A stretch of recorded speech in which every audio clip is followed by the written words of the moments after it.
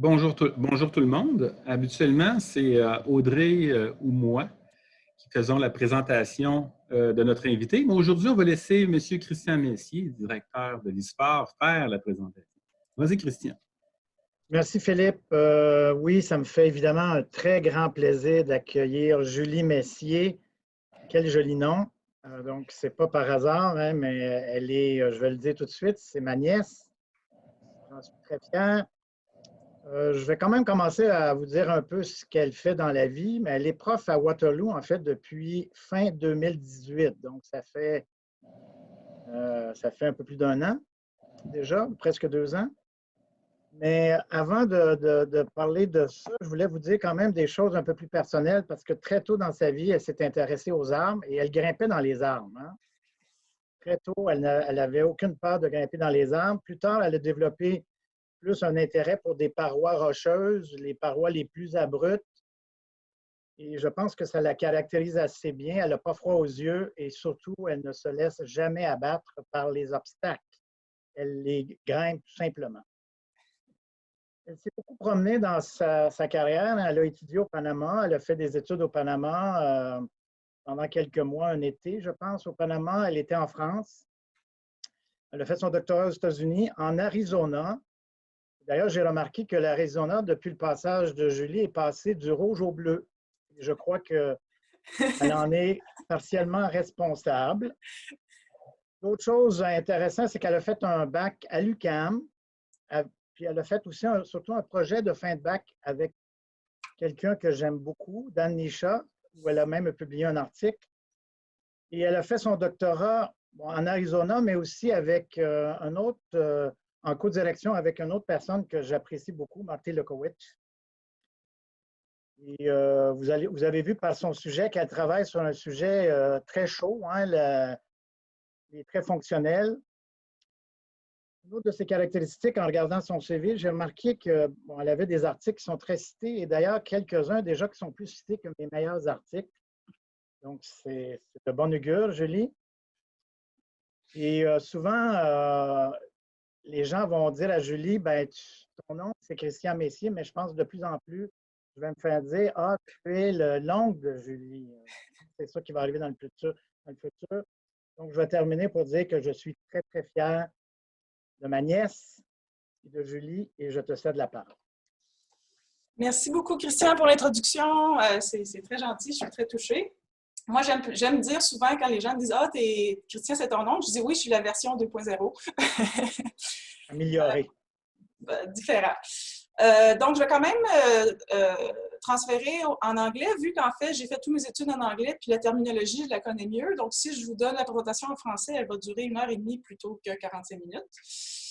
Donc, today I decided to give you a broad overview of the research I've been doing throughout my career, instead of focusing on a single study. So the overarching theme is I'm exploring the limit of trait-based ecology, and I'm looking at the cause and consequences of phenotypic variation and integration across scales. So to set the stage a little bit, let's see if my pointer is working. Can you guys see the pointer? Yes, okay. Sorry, Zoom issues.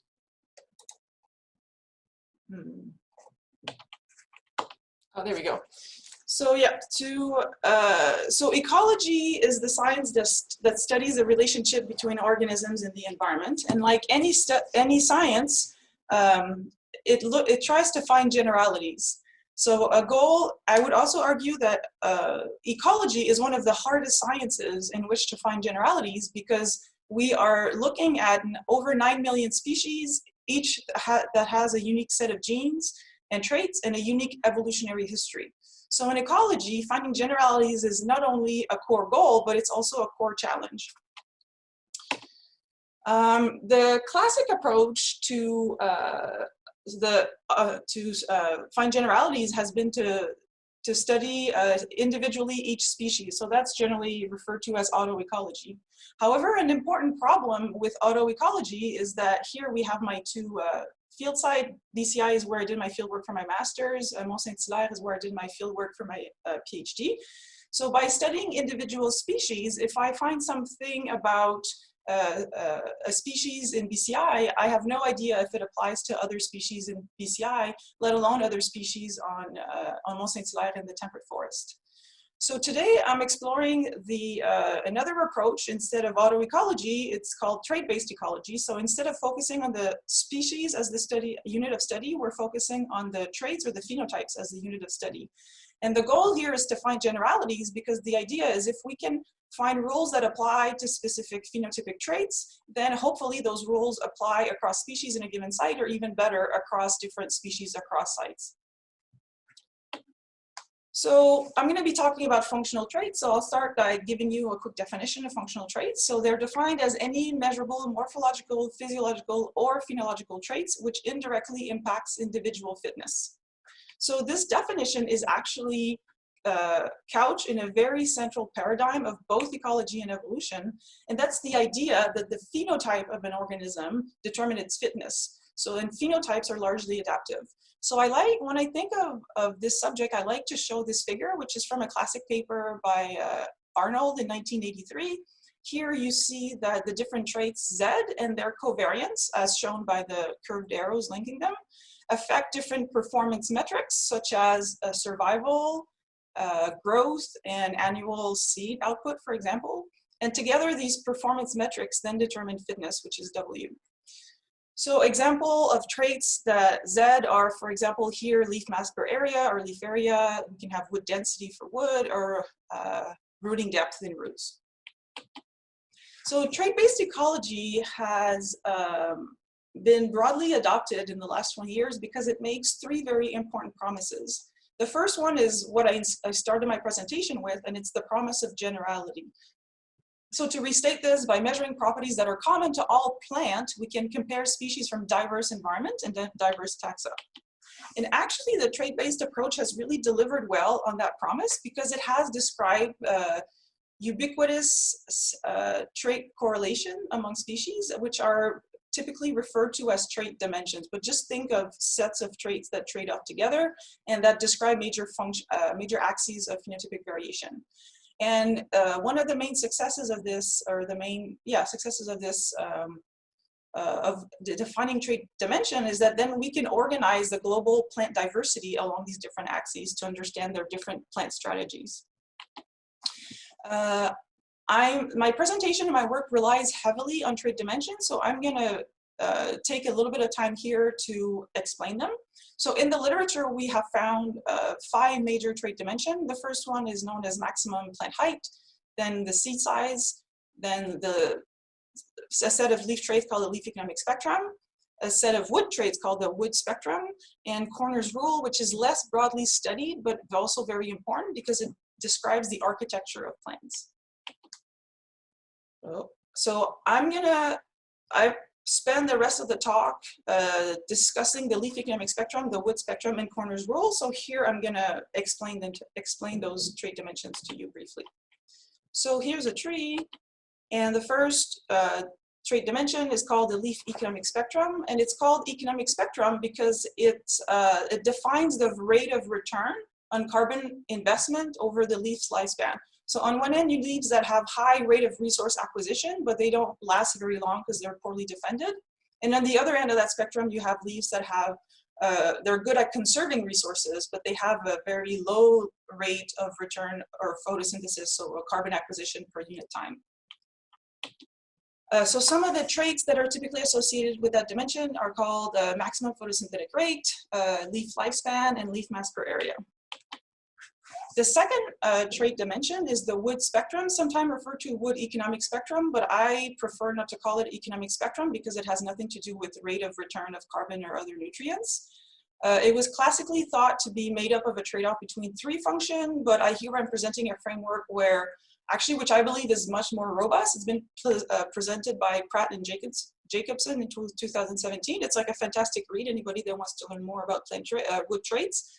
And it's arguing that really the wood spectrum, or any wood, has to trade off, find a way to optimize 4 different functions. So resource storage, and then the transport, which has the safety aspect of sap transport and the efficiency aspect, and mechanical support. So really any trait combinations that we see is a trade-off among these 4 functions.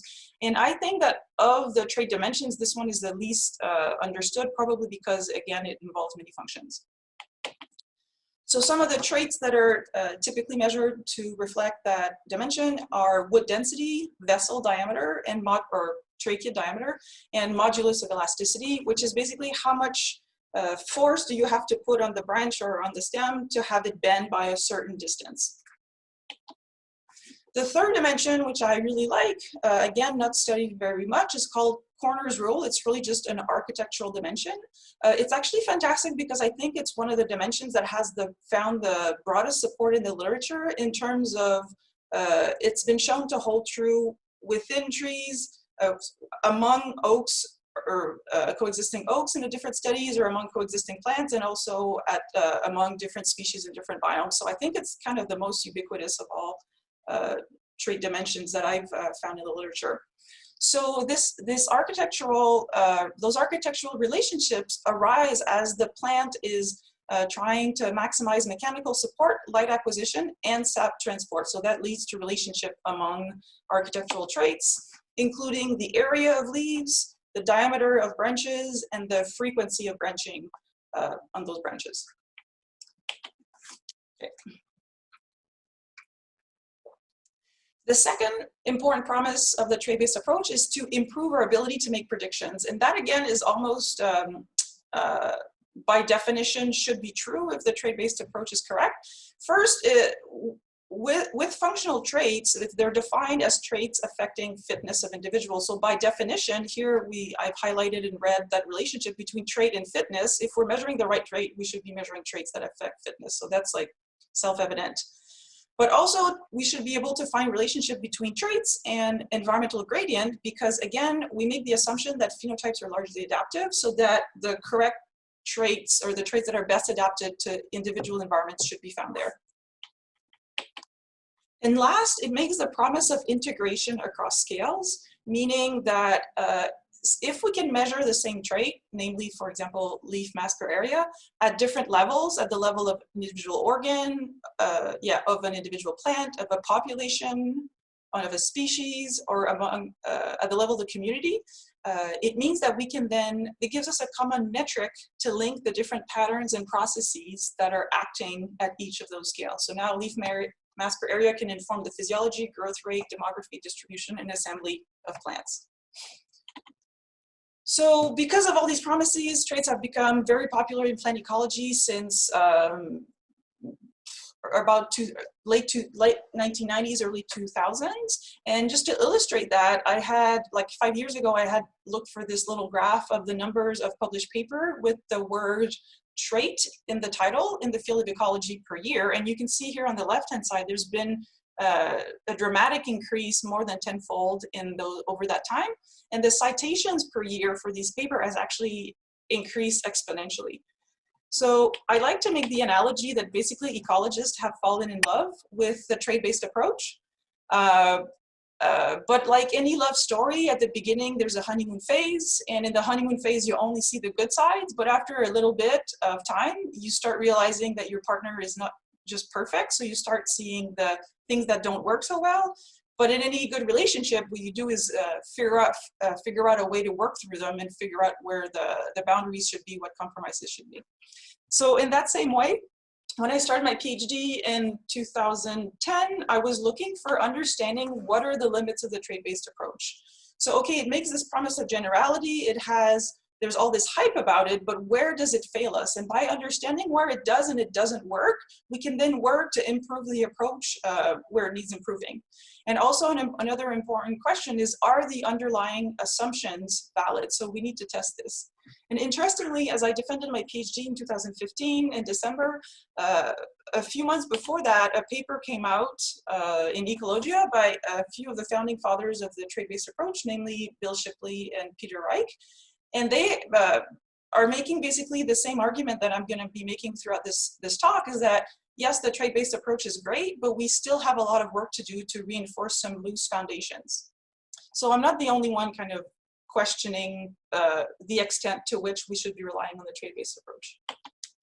So my work is focusing on two frontiers. I like to think of them as two challenges. They're also two of the topics that I'm most excited about. And this is the ideas of scale. And when I say scale, I'm specifically thinking about a biological scale or also organizational scale. So whether I'm measuring a trait at the level of the organ, individual, population, species, or community. And the other frontier is that of phenotypic complexity. So am I working with a few traits or all the traits? Now, clearly all the traits is never possible. So like how many traits do we need to work with to get a good picture of a plant's ecological strategy? So when I talk about complexity, I'm talking not only about that number of traits, but also those interactions among those traits. So those curved arrows between the Zs that we saw in Arnold's figure. So when I started my PhD, I would argue that the field of trait-based ecology is roughly here where my bubble is. And what people tend to do is, since we've defined these trait dimensions, so here's a doodle of trait dimensions where every circle is a trait. The lines connecting them shows their correlation. So here we have three sets of traits that are correlated within each other, but not among them. So that would be, for example, here in orange, the wood economic spectrum, in gray, Corner's rule, and in green, the leaf economic spectrum. So because we find these three trait dimensions, people assume that, that because they occur at global scales, they're understood to be ubiquitous, and they understand that I can measure a single trait from each of those trait dimensions to reflect that trade-off, and I can measure across all of the scales. So here, this is why I have that arrow. So I'm going to characterize an individual by measuring these three traits independently, and then I'm also going to characterize a community by measuring these same three traits independently. However, this approach leads to, not approach, this method, or sampling method has two issues. The first one is that we know that the whole phenotype affects performance. So by measuring only three traits, not looking at their correlation, we're effectively making that assumption that these three traits are not correlated, and they are the three ones that determine the majority of variation in performance. The other issue with this is that trait dimensions are defined globally, and actually in my talk I'm going to make the case that a global trait dimension or a global pattern does not mean a ubiquitous trait pattern. It just means that it occurs at that scale. It doesn't mean that that's true all the time in all the contexts. So we have actually not yet really done all the work to show that these three trait dimensions, those correlation patterns, are also true if I'm looking at 2 or 3 different species in a community, or if I'm looking at many individuals within a population. And this is very important because my ability to measure leaf mass per area as an index of the leaf economic spectrum is based on the assumption that it's correlated with and only with other traits in the leaf economic spectrum. Here in this lower doodle, if my leaf mass per area is also correlated with resource conservation, but it's also correlated with, I don't know, wood density, then variation in LMA could mean a lot of different things, not necessarily variation in leaf economic strategy. Okay, so that's the setup for my work. In this talk, I'm gonna go over 3 questions that, in order to address them, I've had to work with different levels of phenotypic complexity and at different scales. So first, I'm going to go over the question, do global trait dimension actually hold at local scale, by presenting 2 studies that were done with the different sets of traits. Then I'm going to talk about what are the drivers of trait integration at local scale. So I'm going to present one study here that was done at comparing different populations, multiple traits among different populations. And then my third question, I'm going to ask, okay, are we actually measuring the traits that do predict plant performance well? So let's validate that assumption. So here again, I'm going to present 2 different studies, one at the population level, one at the individual level. Okay, so first, do global trait dimensions hold at local scale? So the assumption that people have been making in the field is that because it's global, it means it's ubiquitous. So here, trait dimensions are ubiquitous. So let's look at that. So in a paper that I published in 2017, here, that ecography paper, I basically discuss, based kind of in an armchair argument, like why we may not expect trait dimensions to hold at across scales, across biological scales. So the argument is that we shouldn't expect the leaf dynamic spectrum to occur in local data sets because mainly the argument is basically based on a sampling effect. So at local scales, the range of trait values is reduced. So the noise surrounding the trait correlation can actually drown the signal of the leaf economic spectrum. So let me illustrate that because I am aware it's not easy to explain simply just with words. So this is a figure that comes from one of the first papers describing the leaf economic spectrum. It was published by Peter Reich in 1997. So on the x-axis, we have leaf mass per area on a log scale, I believe. On the y-axis, we have leaf nitrogen concentration, also on a log scale. And this study was done using a variety of species from a variety of biomes across the world. And we see that even with this log-log scale, and even using basically the range of growth form and of species across the world, the strength of a correlation coefficient is between 0.5 or 0.6, depending on how you do your analyses. However, so imagine that now I'm going to do a local study, and I'm going to look at the correlations between these two traits. So now here, because it's local, my range of variation on the x and on the y-axis is necessarily reduced. And here, so if I zoom on that figure, actually this isn't data from the same paper, this is my own data from BCI. This is what the data point looks like. So maybe the leaf economic spectrum is still there. So there could be part of their relationship, part of the variation in each trait that's driven by a correlation with the other trait. But really, that's what I mean by the noise about that signal. It's possible, it's large enough that it drowns the leaf economic spectrum signal. So in other words, what this means is that at local scale, it's possible that leaf mass per area responds to drivers of variation, say, for example, the amount of light, that are not the same drivers of variation that mainly affect the other traits. So here, leaf nitrogen concentration could be largely determined by differences in soil fertility at the kind of the site level. So then these two traits are affected by different drivers, so that create variation in one trait that's independent of the other, and that creates more noise about the signal, so I'm not able to detect the LES anymore. Okay, so in that same paper, I kind of explained my my argument, and then I also did a little lit review to say, okay, if this is the case, like what have we found so far in these local scale studies? Like, do we find a leaf economic spectrum? And I actually found that there's a lot of studies that address a different question using a leaf economic spectrum traits. So they don't specifically ask, can I see the leaf economic spectrum? But they do report their correlation coefficients. And they oftentimes we found that these trait relationship that we expect in the LES, they're either not there, so their correlations are not significant, or they're significant but in the opposite direction of the global patterns. So the literature does support that the leaf economic spectrum is not necessarily ubiquitous. And finally, I looked at my own data set. So that was, I used the data from my master's work in Panama. And I find that my different leaf economic spectrum traits, they do show moderate levels of correlation in the order of 0.4 to 0.6. And they also respond differently to different drivers of variation. So again, because the correlation coefficients are moderate, it gives the space for these two traits to respond differently to different drivers of variation.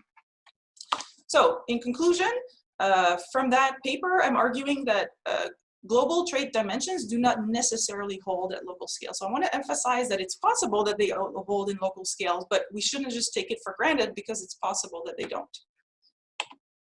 Okay, so to understand then how trait dimensions behave locally, my next question is, I wanted to ask is, okay, are these trait dimensions independent from one another, or are they kind of related to one another? So globally, we've studied these different trait dimensions. It's not really possible, or it's not easy to ask whether they're correlated together at the global scale, but I decided to do that. Like, are those trait dimensions really reflecting independent trade-off in a local data set? Because that's what I can do as a PhD student. So as I mentioned in my introduction, this question is important to answer because by measuring a single trait to reflect each dimension, we implicitly make the assumption that these dimensions are independent. So I wanted to test this. So I'm going to give you the overview of my sampling design for my PhD work and a lot of the other papers that I'm going to present in this presentation are actually building on this data set. So this is my field site, Mont-Saint-Hilaire, which is like a half an hour east of Montreal as the crow flies. Yeah, and so on this mountain I measured 24 angiosperm tree species, which is the majority of the tree richness for angiosperms. I didn't measure gymnosperms because I know that there's a very strong signal of phylogeny between angiosperm and gymnosperm in the traits, and I wasn't interested in finding correlations that were mostly driven by that difference between gymnosperms and angiosperms. For those 24 tree species, I measured a total of 380 trees, and these are, I had 15 to 20 saplings per species, and when I say saplings, I mean trees with a size of 1 to 5 centimeters at breast height, diameter at breast height of the stem. In my study site, then I measured, for each tree, I measured 20 traits from all plant organs. So I had 7 leaf traits, 9 branch traits, 2 stem traits, and 2 root traits. Just for the sake of it, I'm going to show you that table. I'm not going to go over it, it's too long, but the other people that do trait-based ecology might find it informative. So those 20 traits were chosen to reflect 6 physiological functions, so architecture, mechanical support, conductive safety, conductive efficiency, resource acquisition, and resource conservation. And you may recognize these physiological functions as forming the 3 trait dimensions that I explained earlier. So I basically studied Corner's rule with the wood spectrum and the leaf economic spectrum. And so yeah, these traits are color-coded just to help you kind of visualize the results. So my postdoc advisor, Mark Vellen, always gives me feedback in my talks that I'm too conceptual and I don't show my study organisms enough. So here's the slide where I show you some of the field work so you can see the study organism. So this is me separating second and first order roots on fine roots. This is my field assistant, Andréane, measuring leaf area. This is a picture of a branch that we use to measure architectural traits. This is us extracting roots to try to put in the growth back to get the fine roots on our saplings. This is Margarita Murphy at the University of Arizona doing wood volume to get stem wood density. This is my other field assistant, Emily, who was measuring tree height. And this is just a cross-section of the twigs that we stain to measure all our wood traits, or like vessel anatomy. So this is saffron and stain. I think these pictures are just so beautiful. I love showing them. And that's it. So back to conceptual stuff. So we would expect that if trait dimensions are independent, they should be correlated mostly within trait dimensions and not among trait dimensions. Now, I did a network analyses to address that question. And so I did PCAs and network analyses. I'm just going to show you the results of the network analyses. I think they're a lot more kind of intuitive and easy to follow. So to test whether my trait dimensions were independent, I did a modularity analysis. And what that does is that you define a priori those modules. So here the modules are the trait dimensions. They're synonymous. And it tests what's the ratio of correlations within the module relative to correlation between the modules. And then it compares that to a null model where the correlations were drawn at random with respect to those modules. So a value of 0 tells you the module doesn't exist because there's as many correlation among module as between module, which is within module as between module, as expected by chance. Okay, so what did we find? So this is actually a result. So here are the acronyms of all my traits. As a reminder, green traits are leaf economic spectrum traits, orange traits are wood spectrum traits, and the gray traits are Corner's rule. And the modularity analysis is actually very, very almost exactly 0. So based on that definition of modules, based on those trait dimensions, there are no modules. I mean, the trait dimensions are definitely not independent from each other. So here, just to explain a bit more my figure, the red dashed lines are negative correlations. The solid blue lines are positive correlations. And the thickness of the line reflects the strength of the correlations. And I mean, just kind of looking at this, you can really see that the orange doesn't cluster together, the green doesn't completely cluster together. This group of leaf traits do, these don't. And then these architectural traits, like 3 of the 4 kind of do, but branching angle, which should cluster, doesn't cluster. So yeah, so no, they don't form modules. So the answer to this question, are trait dimensions independent at local scale? Well, definitely not in this study. So trait dimensions may not be independent or even present locally. Actually, yeah, so if you read the paper, there's support for the presence of Corner's rule in that data set, but the other 2 trait dimensions don't really exist in that data set, which kind of reinforces the previous study that I presented. Okay, so the conclusion for that first question is that global trait dimensions may not hold at local scales. And the implication of this is that the trait dimension framework may not be the best framework to use for trait-based ecology in more local scale studies.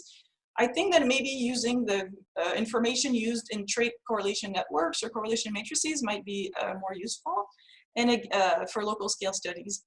Again, I'm not saying that it's impossible that those global dimensions will hold locally. It's just that we shouldn't take it for granted.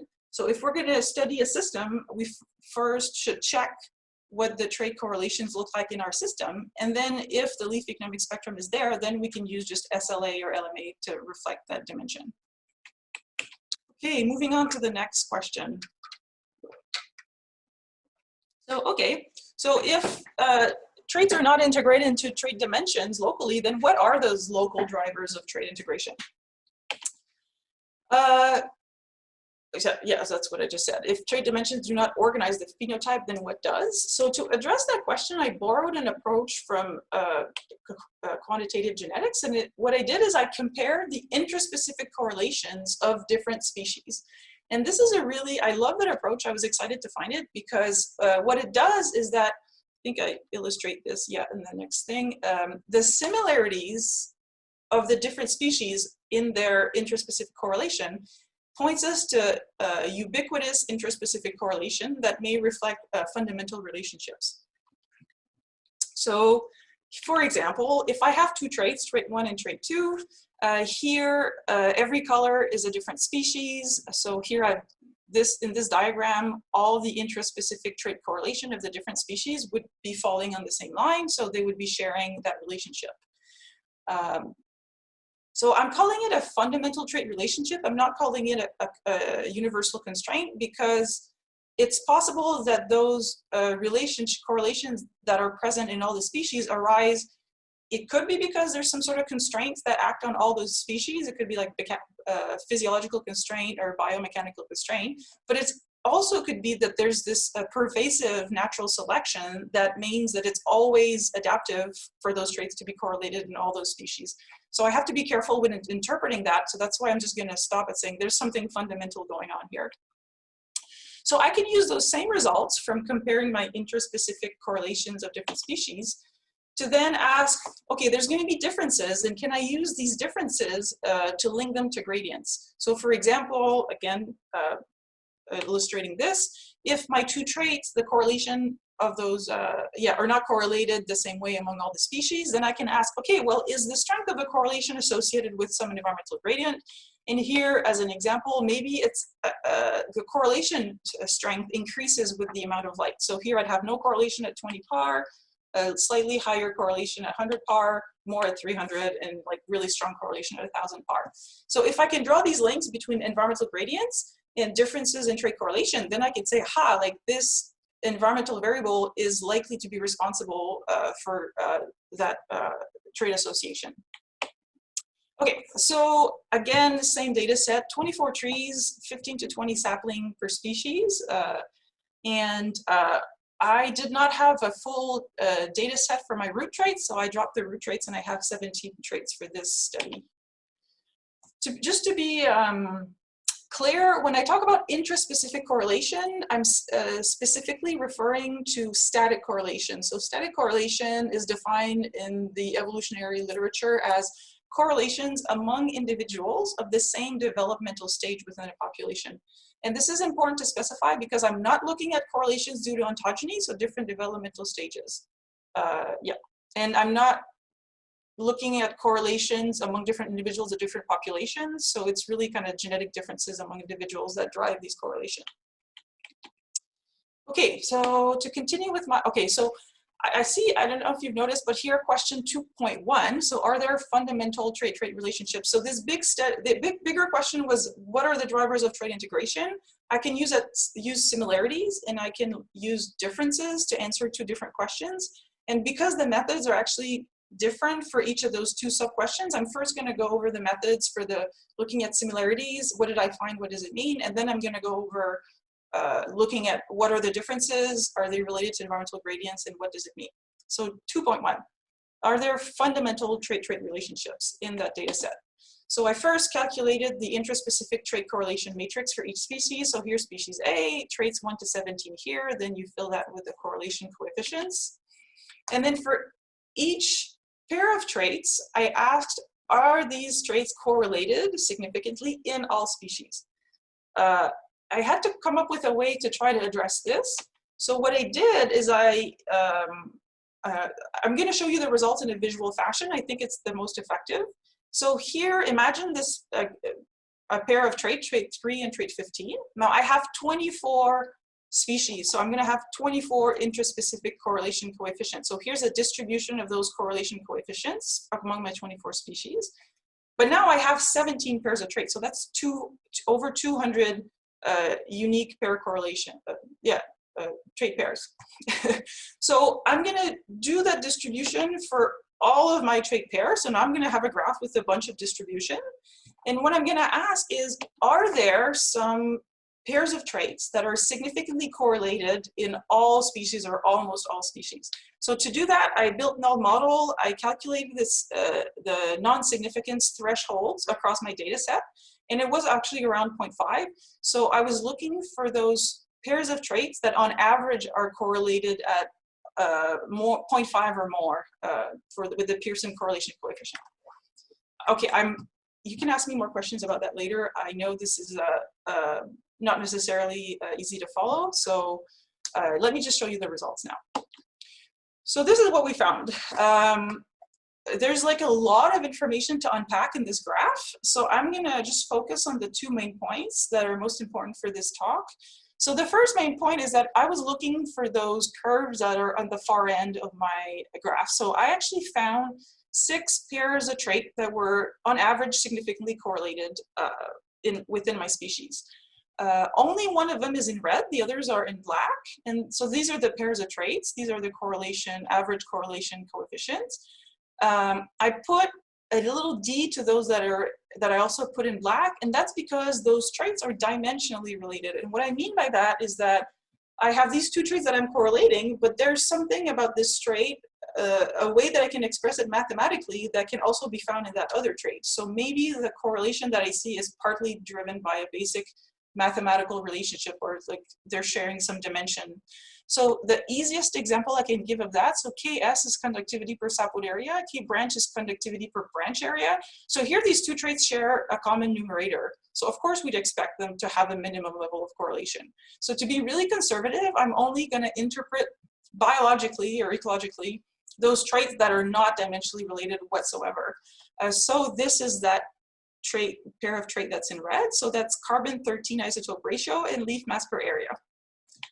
So here to show that a little bit more in a more intuitive diagram, this is just a bivariate plot. Carbon-13 isotope ratio is usually understood to be an index of water use efficiency of the whole plant. And leaf mass per area is often associated with the leaf economic spectrum. And here in blue, I have the average interspecific correlation between my species, of my 24 species. And in black is the intraspecific correlation for every one of my 24 species. And what's solid is significant and what's dashed is not significant. So here I only have 3 of my species whose intraspecific correlation are not significant. But if you look at overall, even when they're not significant, like all the correlations, intra and interspecific, are very, very similar in their slope. So yeah, so basically, what we found, I think it's extremely interesting that yes, we did find a fundamental trait-trait relationship that occurs within almost all of my species, but it's not from a trait dimension. It actually So it's not a leaf economic spectrum relationship, it's not a wood spectrum relationship or an architectural relationship, it's the relationship between leaf structure and water use, which I think is, any plant physiologist will maybe think that's really obvious, but it's really interesting that those trait dimensions we've been thinking about have been largely ignoring the role of water use in defining leaf form and function and leaf carbon acquisition strategy. Okay, oh yeah, let me take you back to the last slide. I told you there were two interesting points in that figure. The other point that I thought was so interesting is that most of the curves, most of those distribution of correlation coefficient for each pair of traits have very large tails. So actually, I don't remember exactly, but in my data set, there were, I think, 20 to 24 pairs of traits which had significantly positive correlation in some species and significantly negative correlation in other species. And then, of course, a bunch of non-significant correlation. So this really illustrates the fact that trait correlations can be very variable among the different species. So, okay, so here's another way to visualize this. So these are other trait correlation networks. Again, color-coded. Here are my trait acronyms. And the different codes here are the species names. So Acer pennsylvanicum, Acer saccharum, Acer rubrum, Acer spicatum. So these are 4 Acer species, 4 maples. Here we have 3 betula, Betula leganiensis, Papyrifera, Populifolia, so 3 birches. And if you look within a family, like, okay, these network correlation networks are very different visually, and even within individual families, they're actually quite different. So that's the other really interesting aspect of that data set. So now the question becomes, okay, can we explain those differences if it doesn't seem to be driven by phylogeny? So, okay, now I have to quantify differences. So just how different are each of my species pair? So to do that, I took like a broad approach. So I compared the overall correlation matrix within each species. So remember, I have my trait correlation matrices for species A, for species B, and then I just do a simple mental correlation test, which is this R here, correlation with subscript M. And mental correlation is just like a Pearson correlation. It gives you a value ranging from -1 to +1. So they're easy to interpret.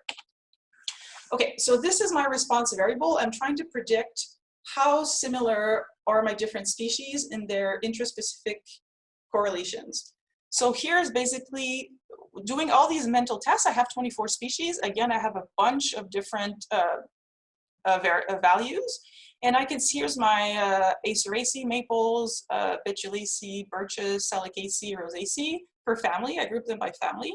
And I color-coded it so that the non-significant correlations are paler and the color darkens as the correlations are stronger. So you can just look, and visually you can also see that there's, sure, like Salicaceae tend to be more similar to each other, but I also have a big cluster here of species that are more similar to each other that are not related. And yeah, here the Rosaceae are not very very similar in their integration structure.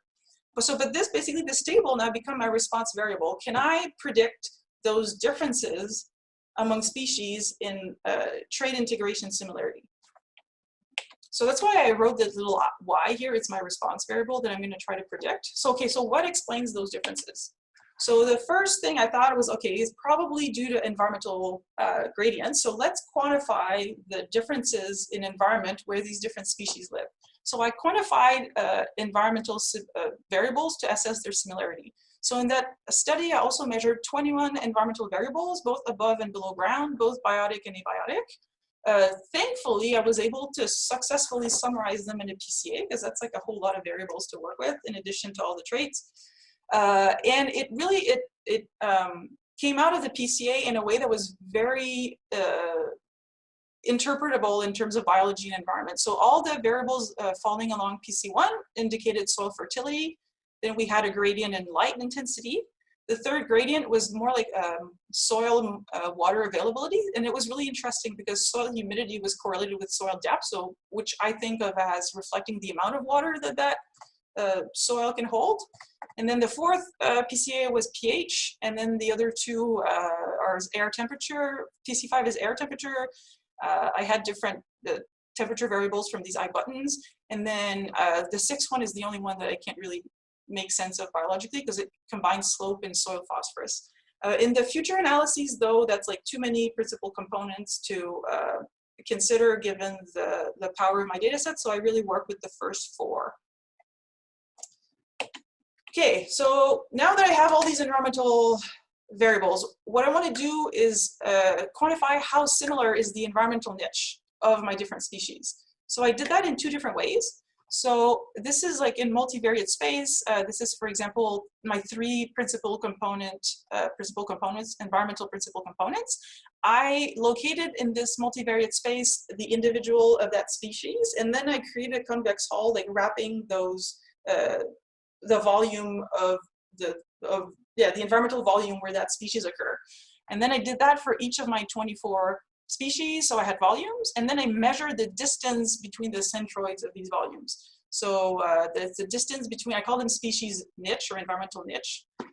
Okay, something else, another way to quantify niche similarity is to look at the overlap between those volumes, because I can, if I just look at the distance, I could have 2 volumes that are at a certain distance, but if they're very small, they don't overlap at all. But or if they're very large, then they might actually share a lot of that environmental niche. So my second measure of environmental niche similarity is just niche overlap in hypervolume. Yeah, and then I also wanted to test more formally whether there was a phylogenetic signal. So between my pairs of species, I reconstructed the phylogenetic tree, measures phylogenetic distance as the sum of the branch length between 2 species. And yeah, so these basically, now I have X, so these are my predictor variables I'm going to use to predict, to test whether they can predict whether my trait integration of my different species is more or less similar. So again, just to kind of go over everything, these are a lot of like analyses on top of analyses on top of analyses.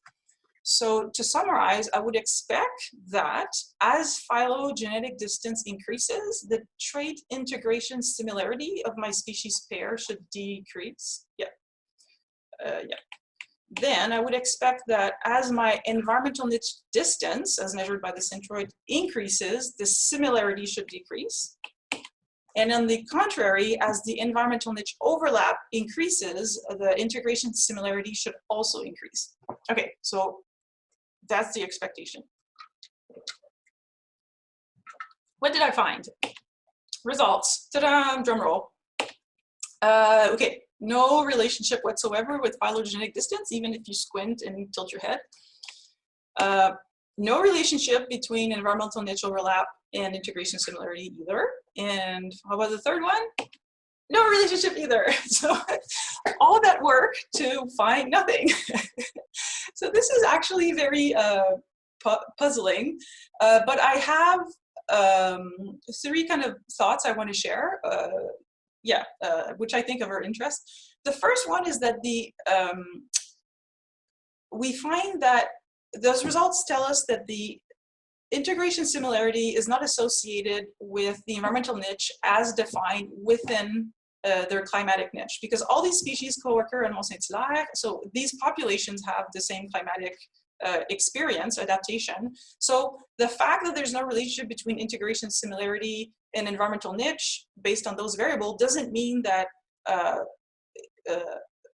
that the environmental niche is not responsible at all. It could be that if there's aspects of the environmental niche that occur at larger scale, so that just as the climatic niche, that maybe these are the variables that explain differences in trait integration, but I wasn't able to measure them because I was working within a climate. So that's the first point. The second point is that even though this is very, I think it's surprising, this is actually consistent with other studies. So as far as I know, I'm the only studies that have looked at plant traits and like physiological traits as opposed to reproductive traits. But again, in the evolutionary biology literature where I got inspired for these methods from, all the studies that have attempted to explain differences in multivariate trait integration, whether they test phylogeny, environmental gradient, or anything, they actually always find like that they can't explain those differences in integration, which takes me, so it's not unique, but that takes me to my third point. These results also make me wonder whether if there is a little signal maybe or something that can be explained by environmental differences, by looking at all my traits together, again, I could be drowning the signal in the noise. I did explore that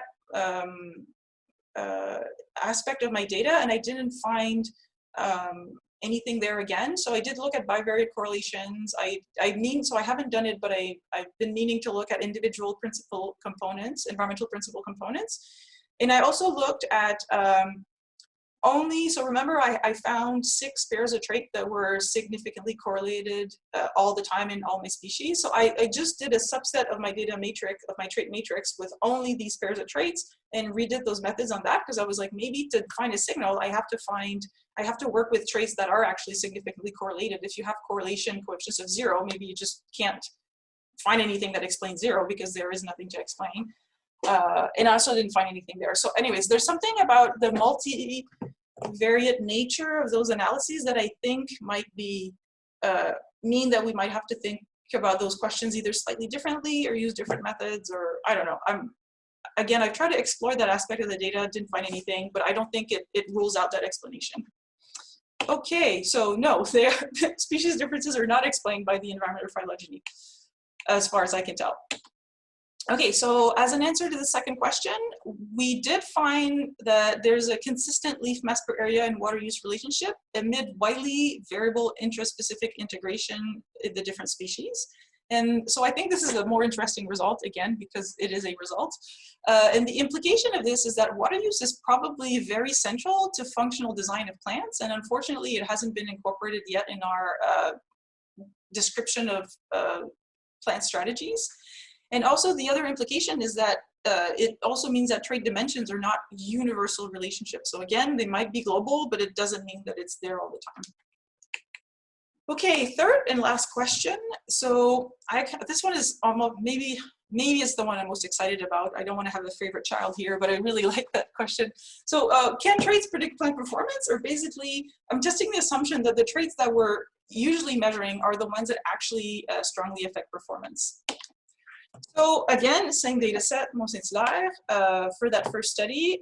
Unfortunately, at the last summer of fieldwork, we had to kill all our trees. So this is a picture of Emilie, like after we spent 2 weeks hard at work, just sawing down 380 trees with a little handsaw.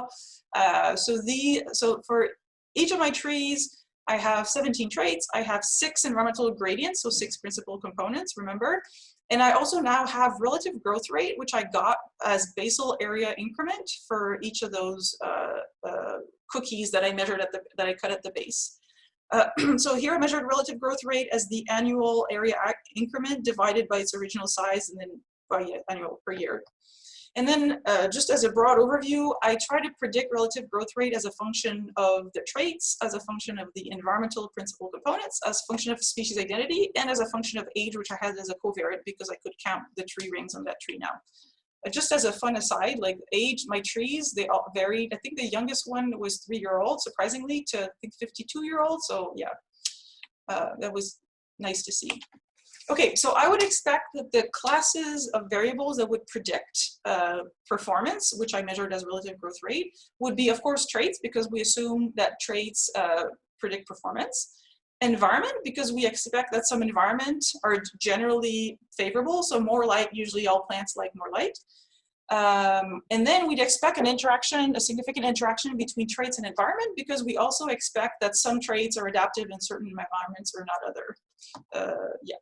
So what did I find?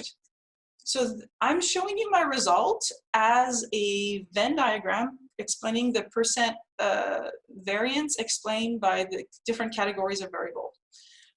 So from this, I'm going to walk you through this diagram slowly, but first I want to go through the good news. Together, all this model, including the best model, actually predicted 80% of the variance in relative growth rate, which as far as I know and is really high, and so I'm really kind of surprised by that high number. And the other good news is that traits, so first order effect of traits and second order effect of traits, so the effect of one trait value given another trait value, together they predict 53% of the variance, so that's that number here. So those results are good news in the sense that it supports the assumption that the traits that we measure really affect plant performance. And here you see the covariances, and yeah.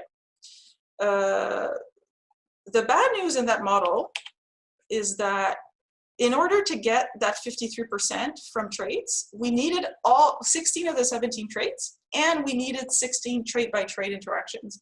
So it's not a simple model, and I can't just measure 3 traits to predict plant performance. I need all 16 traits and their interactions. So it's really supporting this paradigm where all the traits and their interaction are needed to understand performance. So that's not good news for trait-based ecologists, because now I can't just go measure wood density and SLA and predict individual tree performance. I need to measure a whole lot of things. So it's definitely not a shortcut to doing ecology. The other bad news is that in order to get that 80% predictive power, in my model, I had individual level trait values. So I tried just for fun substituting my individual level trait values with species mean trait values, and my variance predicted by traits dropped from 53% to 2%. So if I use species mean trait values, I cannot predict individual performance or relative growth rate. So that's the bad news.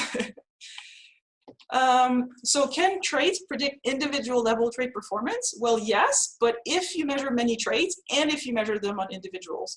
So it's not a shortcut. And last, I asked that same question. So this is the last bit, and then I'm going to wrap up. I'm aware I'm at 55 minutes. Sorry about that. So I asked the same question. This is my postdoc work I did with Mark Bellin in Sherbrooke, and we wanted to look at whether we can predict population level performance based on traits. So in Sherbrooke, we worked on Montmégantic. We happened to have species survey data in 50 plots along the elevational gradient, and they were surveyed both in 1970 and 2012. And over that time period, the region has warmed up by an average of 1.5 degrees Celsius. So we have an spatial environmental gradient and a temporal environmental gradient. And here they had found that based on basically presence, they looked at the distribution of different species, and they found that the mean elevation between 1970 and the mean elevation 2012 of those different species had shifted on average 36 meters. So the species have been moving uphill to try to fit their climatic niche, supposedly, probably. So the average is 36 meters, but then the question that remains from that kind of result is like, okay, there's a lot of variation about that 36 meter shift in elevation. So actually, can we predict which species have increased a lot in elevation, which species have only increased a little bit, and which species have decreased?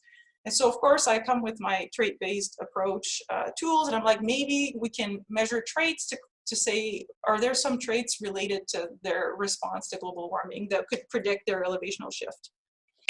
So in 2016-17, we went on the mountain and we measured the 50 traits of the 50 most abundant understory species. So I'm not working with tree species anymore. And we measured eight traits.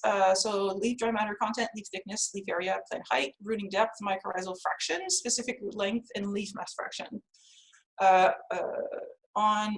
don't think I put it here, but I think we had 8 to 10 individual per species. Yep. So, and then we predicted actually both shift and elevation, which is what this graph is showing you, but we also had indices of their relative abundance. So we also predicted shift in their relative change in abundance across the whole mountain. So it's an average abundance on the whole mountain across 50 plots. So we predicted whether traits could predict, we tested whether traits could predict that shift in abundance and that shift in elevation. So we found actually that we can predict shifts in elevation of the species about, like, these are values more normal to ecologists. R squared is 40%. And actually, so we use different methods. We use regression trees and linear regressions, LMs or GLMs. And so the 2 traits that predicted shift in elevation are leaf mass fraction and rooting depth. And the trait that predicted, there was one trait that predicted shift in abundance, and very interestingly, it's mycorrhizal fraction. So that's like a biotic interaction trait. It's not so much an environmental, it's not so much it's a physiological trait, but it has to do with the symbiosis between mycorrhizae and roots. And what's, for me, what I think is the kind of overarching interesting result from that is that, again, none of those traits that matter for the species' response to climate change are traits that we would normally ascribe to one of the trait dimensions. So leaf mass fraction, not really. Rooting depth, well, everybody knows it's important, but we usually don't measure it because it's hard. Mycorrhizal fraction, very few people study it as far as I know. But these are the things that seem to matter.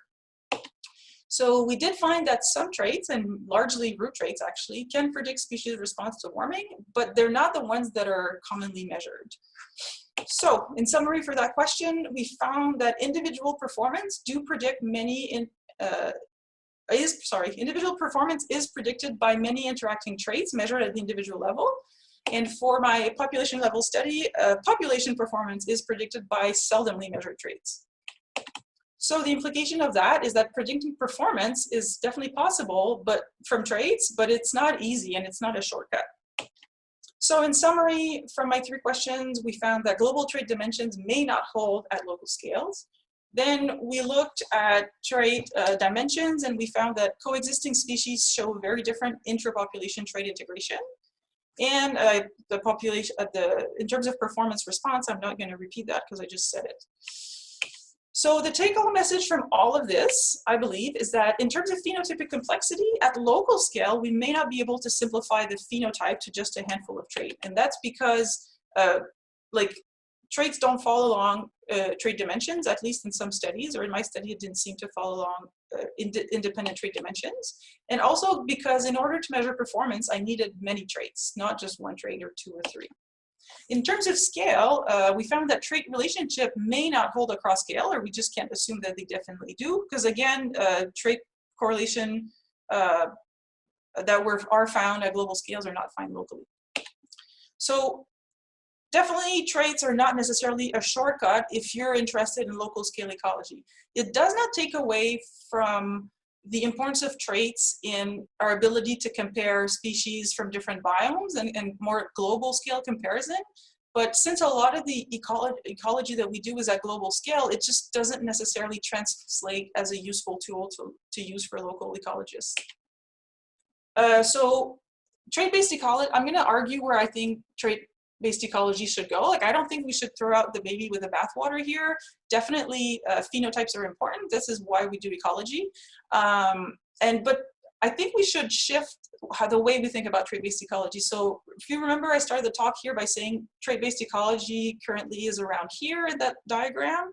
I think we need to move it over here. So we need to measure more traits. Like, all traits is clearly impossible, but we need to measure more traits. And we need to be very cognizant of how these trait relationships shift across different biological scale, because the traits respond to different drivers of variation that act predominantly at different ecological scale. So if we do that, then I think we'd have a tool and a framework that's much more not plastic, but flexible and applicable to all sorts of ecological contexts. So the next frontiers are to embrace that phenotypic complexity and that scale dependence. Like, challenges are also opportunities. We need to climb that wall. Let's go back to how Christian introduced me. Climbing is fun, so this is fun. We definitely should do it, because basically, ultimately, the phenotype is what matters for both ecology and evolution. So I'm not saying we should ignore the phenotype or go back to an autoecology species identity approach. And we can do it, embrace that complexity and scale dependence, because people are increasingly compiling data set. There's increasing sharing of data. So for example, Compadre is a matrix, data set that's been compiled by Rob Salguaro Gomez in Germany, I think he's right now. And he's compiling data sets that have performance metrics with trait metrics. Fred Fine Root Ecology dataset is led by Luke McCormack and Colleen Iverson, and they're putting together all those root traits that really matter but that are hard to measure. And then there's, of course, TRI, which I've contributed to, and then even Isabelle Aubin is putting together traits of plants in Canada to pick. So we have the data. We also have the analytical tool. So I keep telling people to go read evolutionary biology, because I think they have tons of insight. They're basically asking the exact same question as I am in terms of variation integration, but they've been thinking about it in terms of genes instead of trait, but for at least 50, 60 years. So they've developed like analytical methods that are very powerful. Here's an example of also Bill Shipley proposed to use path analysis as a better way to extract information from correlations. Ben Blunder has developed this hypervolume package to use in R, to use with multivariate data, which is how I got these distances and overlap in environmental niche centroids and volumes. So yeah, we have the know-how, and we have the theory, and we have the literature. So yeah, I think it's possible. We just need to kind of shift our emphasis a little bit. And I think that's it. I want to thank my collaborators, mentors, colleagues, many undergraduates that have done tons of work. It's so many hours measuring these traits on so many individuals, and in the fieldwork, doing very hard fieldwork. And I need to thank my funding agency, so NSERC, I got this Chateaubriand Fellowship, so that's from the French Republic in the US. The ERC that supported Cyril Viol, who supported me, and then FQRNT, of course, who supported also my fieldwork. So with that, I will be happy to take questions if we have time. Yes, we will, sure. On va prendre du temps, c'est certain. Oui. Pour quelques questions, je suis certain qu'on en a beaucoup. Avant que les gens, j'invite les gens à lever la main là, sur Zoom s'il y a des questions. Mais avant de dire, d'abord, merci beaucoup, Julie. J'ai été un peu surpris par le fait qu'une Messier fasse une présentation sans parler des Canadiens de Montréal. Je ne pensais pas que c'était possible. C'était-tu rafraîchissant ou quoi? J'ai jamais vu une présentation de Christian qui ne parle pas des Canadiens. Il va falloir que j'insère dans mes remerciements les Canadiens de Montréal pour garder mon support moral. C'est ça. Bon, Christian a la première question. Ça va être une facile, j'imagine. Ben merci, Julie. C'est toujours intéressant. Ça m'a ramené un peu en arrière quand j'avais été écouter ta soutenance de doctorat. Et en fait, ton travail est excellent et c'est extraordinaire, mais je me souviens que j'avais sorti de ta soutenance un peu déprimé sur le futur des traits. Et j'ai un peu la même réaction aujourd'hui. Ma première question, en fait, c'est qu'est-ce que ça donne de prendre une moyenne d'espèces quand on veut mesurer les traits comme on fait tous? D'ailleurs, il y a des banques de données là-dessus. Est-ce que c'est utile seulement à des échelles plus globales ou parce que tu sembles dire que quand tu fais des comparaisons peut-être à grande échelle, peut-être que ces traits-là, ça peut être utile, mais quand tu fais des comparaisons plus locales, il faut beaucoup de traits et peut-être qu'il faut mesurer les traits de l'espèce ou de l'individu. Donc, j'aimerais que tu me dises quelques mots sur peut-être les limites d'utiliser cette moyenne de traits-là, comme on fait tous, peut-être, et qu'on abuse. Oui, ben c'est ça. C'est sûr que les gens utilisent des moyennes parce que c'est pas réaliste de dire je vais aller sur chaque individu, je vais aller mesurer 18 traits, là, ça n'a pas de sens. Donc, c'est plus une limitation logistique qu'une limitation. Je suis tout à fait consciente, je ne dis pas que les gens ne sont pas conscients du fait qu'il y a de la variation très spécifique, ils le savent. C'est juste qu'à un moment donné, il faut prendre des mesures avec les ressources qu'on a, avec le temps qu'on a, puis c'est tout. Je pense que c'est juste qu'il va falloir recentrer ou réfléchir à quelles questions est-ce qu'on peut répondre avec ce genre. Si on est obligé de prendre des moyennes, bon, ben, quelles questions est-ce que je peux raisonnablement m'attendre à répondre avec ces moyennes-là?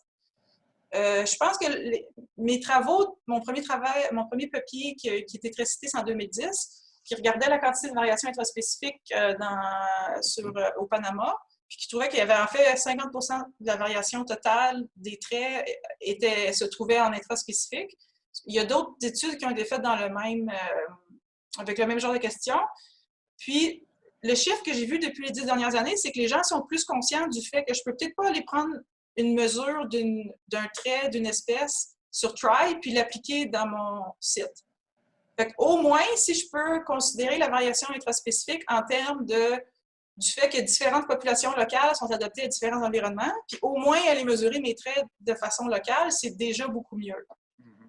Aussi, évidemment, il y a un autre aspect de mes études, c'est que je voulais aller prédire la performance de chaque arbre. Je ne sais pas s'il y a beaucoup de questions qui disent « moi, je veux pouvoir prédire quel individu va pousser ». Souvent, on est plus intéressé au niveau de la population. Une autre analyse que je pourrais faire sur la base de données, que je n'ai pas encore fait, mais c'est de dire « est-ce que je suis capable de prédire le taux de croissance moyen de ma population en fonction des traits moyens de cette population-là? » Puis à ce moment-là, peut-être que j'aurai des résultats plus que mes moyennes d'espèces fonctionneraient mieux. Mais c'était juste comme je dis, moi, mes études, c'est pas nécessairement pour. C'est clairement pas, comme je dis, faisable d'aller faire ce que j'ai fait là tout le temps. Mais le but de l'exercice, c'était justement d'aller voir quand est-ce que ça marche pas, pour pouvoir dire, OK, si ça marche pas là, on va arrêter de dire je vais mesurer SLA sur un arbre puis prédire la performance de cet arbre-là. Puis il va falloir que je réfléchisse de dire, OK, ces outils-là sont bons pour ici, mais après ça, ça l'arrête. Puis en fait, je vois beaucoup de travaux qui ont été faits, c'est ça, depuis les 5-10 dernières années qui sont publiés. Souvent, les gens ils vont vraiment mesurer leurs traits localement ou ils vont s'assurer d'avoir un gradient environnemental très large pour qu'il y ait un turnover des valeurs de traits, un turnover des espèces. Fait que je pense que ces nuances-là, en termes de complexité puis en termes d'échelle, les gens commencent à plus l'incorporer. C'est juste qu'au début, avec le Leaf Economic Spectrum de Wright en 2004, tout le monde était tellement content. Oh mon Dieu, on a trouvé le silver bullet, on a trouvé on va être capable de tout caractériser en mesurant SLA. Tu sais. Ben là, non. Ça. Merci. Est-ce qu'on a d'autres questions? Je sais que je rencontre des étudiants ensuite. Fait que je ne sais pas s'il y avait des gens qui avaient des questions, mais qui ne seront pas capables de nous joindre à 2h15, je crois, 2h, qu'on se rencontre. Je laisse encore quelques instants. Moi, je vais être avec toi. Je vais avoir des questions pour toi, mais j'aimerais ça s'il y en a d'autres qui Moi, j'en ai d'autres, mais je ne veux pas monopoliser le débat. Mais on peut y aller. Je ne vois pas d'autres mains levées. Donc, vas-y, Christian. La chose que j'ai trouvée intéressante, Julie, c'est les racines. Moi, je m'intéresse aux racines depuis très longtemps. Et ce que tu trouvais, je pense, c'est super intéressant. On a toujours mesuré, essayé de tout expliquer en mesurant des traits au-dessus du sol. Mais les racines, c'est important. Il faut le répéter. Merci, tu l'as répété. Mais c'est pas facile d'aller chercher ces traits-là. Il nous en manque. Je ne connaissais pas le Fred, là, la base de données Fred, que j'aimerais ça aller voir. Moi, j'en ai beaucoup de données de racines. Peut-être que je pourrais contribuer. Il serait très heureux de t'avoir. Je pense que c'est intéressant. Moi, je crois beaucoup que l'avenir est beaucoup à intégrer les racines et évidemment ce qui se passe au-dessus du sol. Puis, je pense que ça va nous aider énormément. Puis Luke McCormack et Colin Averson sont super fins. C'est des gens très agréables pour travailler. Je connais McCormack, je ne connais pas l'autre, mais OK. Ouais. Puis pour revenir sur cette histoire-là, évidemment, la réponse de l'espèce au changement climatique, l'espèce, leur niche, c'est multivarié. Fait qu'en fait, je n'ai pas eu le temps d'expliquer, mais je crois que ce qui se passe, c'est que même si leur niche climatique monte en élévation, sur le mont Saint-Hilaire, en fait, on passe à la base d'une forêt mixte à une forêt boréale. Donc, le sol est très différent. Fait que ça se peut que leur capacité de migrer vers le noir soit limitée parce que, tout à coup, dans un sol boréal qui se décompose peu, qui est très acide, ben, l'espèce, elle, ce qui est adapté, c'est une combinaison de tel climat avec tel sol. Puis, avec les changements climatiques, on va avoir du découplage intense des axes de niche des différentes espèces. Fait que ça se peut qu'il y ait bien des espèces qui ne soient pas capables de monter, de suivre le climat parce qu'il y a d'autres variables environnementales qui ne suivent pas. Si vous permettez, j'avais une petite dernière question. Là, ton analyse de lien avec les traits en utilisant, si je comprends bien, une analyse de réseau, en fait. Oui. Est-ce qu'on pourrait même regarder des traits qui seraient des nœuds plus centraux, qui auraient plus d'importance, plus liés aux autres? Oui, absolument. Et, faire une analyse de ce type-là, c'est quelque chose qui m'intéresserait personnellement. Je pense qu'il y a Nuria qui était aussi, qui écoutait ça, qui fait ça énormément. Oui. Il y aurait quelque chose d'intéressant à faire. Dans mes analyses, je ne vais pas présenter, mais dans ce chapitre-là, c'est mon article, je crois, qui est dans Journal of Ecology, j'ai fait cette analyse-là de centralité. Puis le trait, je ne me rappelle plus par cœur, mais c'était un trait foliage, je pense que c'était Leaf Area. C'était très intéressant parce que, en fait, là, le débat, c'est OK, est-ce que ça contient plus d'informations ou moins d'informations, le trait, le fait qu'il soit central? Ouais. S'il est central, ça veut dire qu'il est affecté partout, mais s'il est affecté partout, quand il y a de la variation, on n'est pas capable de l'interpréter. Je ne peux rien dire. Ouais. Ben, donc, est-ce qu'il y a une façon d'utiliser de façon intelligente, de dire, ben, si c'est corrélé avec tout, je fais quoi avec, en fait? Puis en fait, j'avais fait des tests de voir est-ce qu'on est capable d'isoler c'est quoi les modules qui émergent de mon réseau de corrélation. Puis on en a trouvé 3. Mais c'est des affaires que moi, Marty Lekowitz, Brian McGill, puis Brian Enquist, on a passé du temps à regarder, puis on n'a aucune idée de ce que ça veut dire. Parce qu'au lieu d'arriver avec des suppositions a priori, de dire je devrais voir ces trait dimensions-là, peut-être qu'on dirait ben, je vais laisser les données me parler, puis je vais voir c'est quoi les modules qui émergent. C'est des affaires que je ne comprends pas. OK. On devrait en rediscuter avec des gens qui font ça à d'autres échelles. OK. Bon, je me tais là. Je ne parle plus. Okay. Merci beaucoup, Julie. C'était très, très riche comme présentation, très complet. C'était complexe aussi, mais tu as su bien le vulgariser. C'était vraiment intéressant. Un grand merci. Bien, merci, ça m'a vraiment fait plaisir de vous parler. Puis j'espère avoir l'opportunité de vous visiter en personne puis de pouvoir m'asseoir avec chacun de vous avec un café ou une bière puis discuter de tout ça. Là. Ben oui. Et d'autres choses. Absolument. C'est ça. Oui, jouer au hockey. C'est ça. Pour les étudiants du cours, on se revoit dans 30 minutes à 2h20. On va laisser le temps à Julie de manger un petit peu, puis on se revoit à 2h20.